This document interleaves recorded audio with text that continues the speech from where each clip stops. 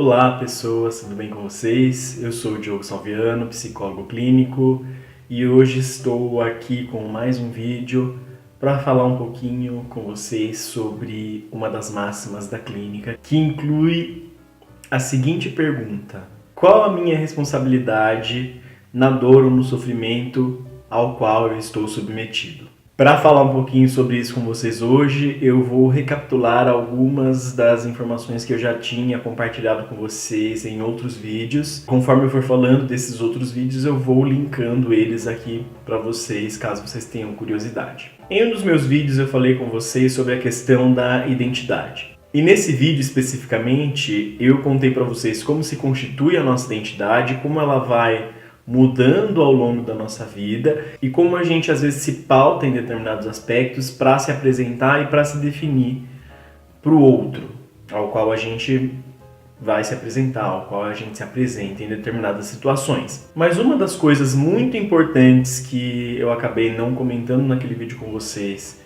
que faz parte da nossa identidade e que no processo de psicoterapia o psicólogo acaba estimulando esse sujeito a se questionar. Então a função do psicólogo na relação com o analisando, com o paciente, enfim, que o procura, é fazer com que ele se questione. Qual é a minha implicação com relação a esse sofrimento que eu tenho vivido? Por que é importante se fazer esta pergunta?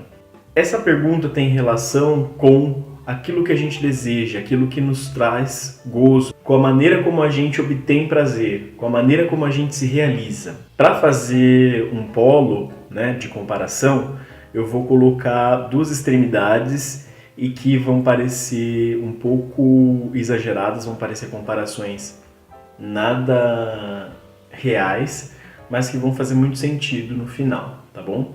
Então vamos pensar, por exemplo, um sujeito que tem prazer em bater, né?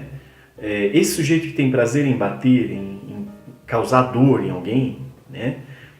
Muito provavelmente ele pode ser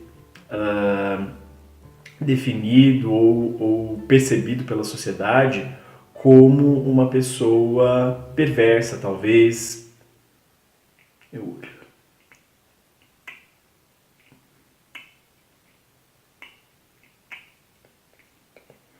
Como uma pessoa ruim, como uma pessoa violenta, como um agressor. Mas esse sujeito ele tem um desejo, um desejo que faz com que ele só obtenha prazer dessa maneira, que é infligindo dor. De um outro lado, a gente pode, por exemplo, encontrar um sujeito que se realize ajudando pessoas, ou seja, essa pessoa ela tem gozo ou ela obtém prazer ajudando essas pessoas que são desfavorecidas ou desvalidas, que passaram por algum tipo de trauma, ou seja, pessoas que estão numa condição ruim, seja financeira, seja familiar, seja física. Esses podem parecer casos extremos, mas ambos os dois desejos, tanto a pessoa que se realiza infligindo dor, como a pessoa que se realiza ajudando essas pessoas que são desvalidas, elas precisam se questionar. A questão é, existe um desejo por trás dessa maneira de obter o gozo, dessa maneira de se realizar e obter um prazer. Esse desejo, ele tem uma relação com a história dessas pessoas e por isso tem uma relação com essa identidade desse sujeito. Com como esse sujeito entendeu que ele deve obter esse prazer, como ele deve se realizar, como ele consegue se realizar. O que a gente pode pensar por esses extremos? Esse sujeito que, por exemplo, gosta de bater, gosta de causar dor, ele pode ser sim esse cara perverso, que teve lá uma questão na constituição da personalidade dele e desencadeou uma personalidade perversa, ou seja, um cara psicopata, um cara mau mesmo, que não tem entendimento de regra social, que não consegue empatizar, que não consegue sentir culpa, enfim. É um cara que tem essa estrutura de personalidade onde o prazer dele precisa ser privilegiado e já que o prazer dele é bater, ele vai bater sem sentir culpa sem sentir remorso. Então a gente pode ter esse sujeito que teve essa constituição de identidade, mas a gente também pode ter um sujeito que viveu um conflito, que viveu uma situação que o levou a entender que a única maneira de obter prazer era por meio de infligir ao outro essa dor, de causar ao outro uma dor. Ele aprendeu que essa maneira era a única maneira que ele teria de se realizar. No outro caso, no outro extremo, a gente tem lá uma pessoa que gosta de ajudar os desvalidos, gosta de estar próximo dessas pessoas que sofrem, que são desamparadas, enfim.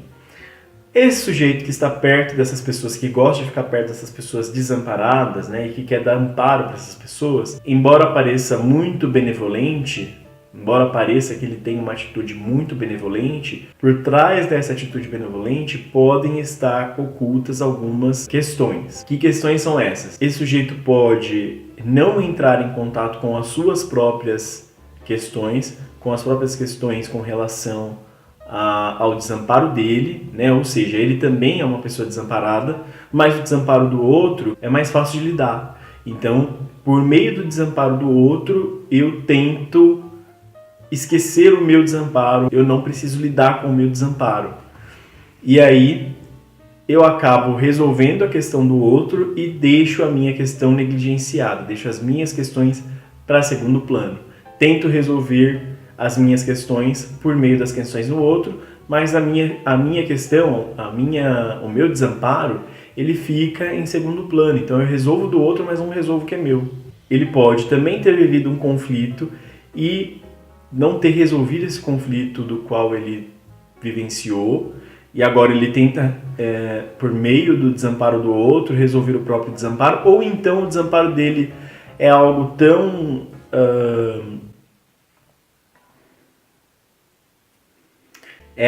angustiante que ele prefere deixar para segundo plano e encarar um outro desamparo, um desamparo de uma outra pessoa que parece muito maior, para não ter que lidar com as próprias questões. E aí ele não resolve aquele desamparo dele e olha para o desamparo do outro, é a situação com a qual ele consegue lidar.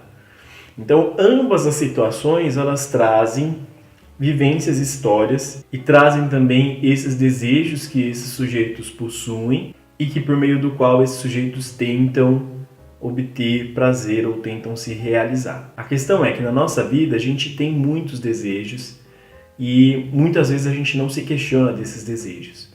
Então, quando eu falei lá no começo da máxima da clínica, né, de que esse sujeito que procura um atendimento psicológico, que procura fazer análise, ele vai para a clínica para se questionar das suas implicações no sofrimento ao qual ele está submetido, é justamente se questionar sobre esse desejo, né? Que desejo é esse que eu tenho e que maneira é essa com a qual eu tenho tentado me realizar ou eu tenho buscado prazer, que também me causa um sofrimento. Esse desejo, que é aquilo que me leva a um prazer, que me leva a um gozo, ele me mobiliza, ou seja, ele me faz agir, pensar, configurar a minha vida de uma determinada maneira, o que também é a constituição da minha identidade, ou seja, como as pessoas olham para mim, como eu olho para as pessoas. Isso vai constituindo a minha identidade, vai constituindo a minha maneira de se colocar no mundo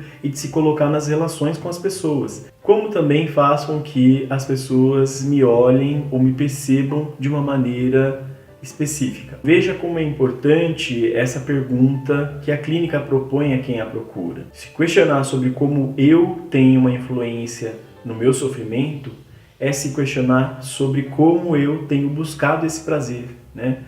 Como esses desejos que me mobilizam me levam também a esses lugares de sofrimento. Sofrimento também é importante, né? Faz parte da vida, mas a gente precisa sofrer de maneira equilibrada, quer dizer, os meus desejos eles não podem trazer um sofrimento que seja exagerado, né? Eu não posso tentar me realizar através de um sofrimento.